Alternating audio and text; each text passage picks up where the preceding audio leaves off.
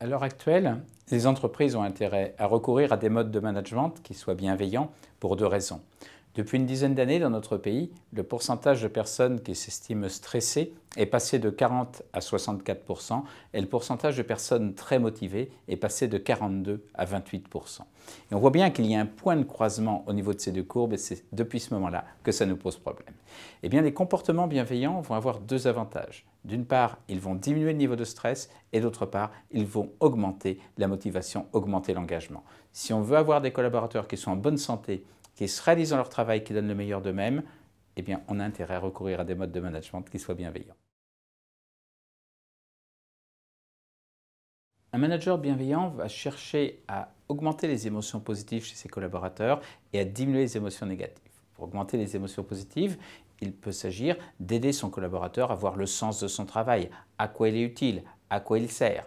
Il peut s'agir d'accorder un juste niveau d'autonomie, source de liberté d'action, donc un petit peu moins de stress, et en même temps expression de confiance. Il peut s'agir de fixer des objectifs qui soient des défis possibles. C'est-à-dire, ils sont au-dessus de ses capacités, mais c'est possible d'aller chercher cet objectif. On sait que si l'objectif est beaucoup trop haut, on va générer des tensions, et on n'aura pas d'efficacité. S'ils sont trop bas, on va induire de l'ennui. S'il s'agit d'un défi possible, pour prendre la belle expression de Guy Chéron, ce professeur de neurophysiologie belge, eh bien là, la personne se réalise et en même temps est sereine. Il peut s'agir de formuler des retours positifs, d'exprimer de la gratitude, des encouragements. Quand on demande à des collaborateurs, est-ce qu'on vous dit souvent merci quand vous faites quelque chose de bien, le pourcentage de retours positifs est très bas. C'est la même chose pour les encouragements. Eh bien, on sait que si on exprime des encouragements à une personne, on va diminuer son niveau de stress de 42% si c'est un homme, si c'est une dame, et de 32% si c'est un homme. Et en même temps, on va aller chercher de la persévérance, on va aller chercher de la confiance en soi, de l'optimisme et de la créativité. En parallèle, on va essayer de diminuer les émotions négatives. Pour diminuer les émotions négatives, eh bien, il peut s'agir de reconnaître ses éventuelles maladresses comportementales. J'étais de mauvaise humeur ce jour-là, il y a eu le coup de gueule maladroit. Il faut être en mesure d'en reparler avec ses collaborateurs, de voir comment on peut éviter que cela ne se reproduise. On se quitte, on n'est plus fâché, on est réconcilié, et ça c'est important. Il peut s'agir de faire l'effort d'être perçu comme juste, en formulant plus de retours positifs que négatifs, et en reconnaissant habilement que sur certains points, ça n'a pas été. Si on dit à un collaborateur dans tel et tel domaine, ce que tu as fait, franchement, c'est top. Dans ce domaine-là, c'est pas au même niveau. Il verra qu'on a vu ce qu'il fait de bien, il dira qu'on est une femme ou un homme juste. Si on est perçu comme juste, là encore, on va diminuer les émotions négatives.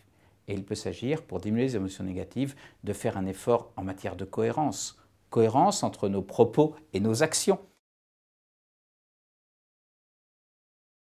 Quand il s'agit d'apprendre à se servir d'un logiciel, c'est facile, on va y passer le temps qu'il faut, mais on le saura l'utiliser.